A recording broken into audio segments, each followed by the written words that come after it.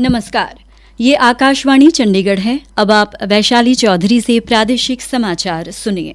हरियाणा के मुख्यमंत्री नायब सिंह सैनी ने कहा कि प्रधानमंत्री नरेंद्र मोदी का 17 जुलाई को जींद का दौरा प्रदेश में विकास का एक नया अध्याय लिखेगा। इस दिन प्रधानमंत्री जींद से सोनीपत तक देश की पहली हाइड्रोजन संचालित ट्रेन को हरी झंडी दिखाकर रवाना करेंगे। मुख्यमंत्री जींद में प्रधानमंत्री के दौरे के मद्देनजर किए गए प्रबंधों का जायजा लेने के बाद एक पत्रकार वार्ता को संबोधित कर रहे थे।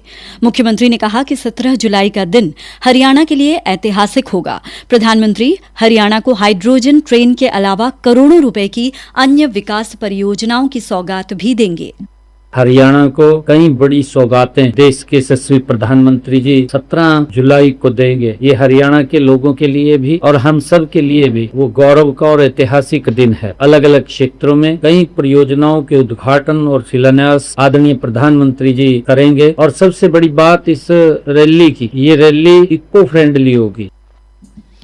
मुख्यमंत्री ने कहा कि प्रधानमंत्री के पेट्रोल व डीजल की खपत को कम करने के संदेश को प्रदेश के घर घर तक पहुंचाने के लिए ये रैली पूरी तरह से इको फ्रेंडली रहेगी।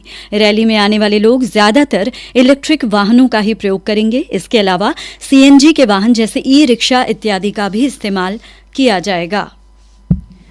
केंद्र सरकार ने महाराष्ट्र में हाल ही में शुरू हुए नवी मुंबई हवाई अड्डे के जरिए औषधि आयात की अनुमति दे दी है। इसका उद्देश्य औषधि आपूर्ति श्रृंखला को मजबूत करना और व्यापार को आसान बनाना है। स्वास्थ्य और परिवार कल्याण मंत्रालय ने औषधि नियम 1945 के अंतर्गत नवी मुंबई हवाई अड्डे को औषधि आयात के रूप में अधिसूचित किया है। देश में औषधि आयात के लिए अधिसूचित हवाई अड्डों की कुल संख्या अब 42 हो गई है।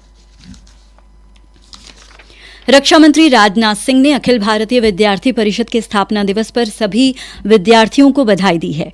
उन्होंने कहा कि राष्ट्र प्रथम की भावना से प्रेरित अखिल भारतीय विद्यार्थी परिषद दशकों से विद्यार्थियों को राष्ट्रीय सेवा, नेतृत्व और सामाजिक जिम्मेदारी के लिए प्रेरित करती आ रही है।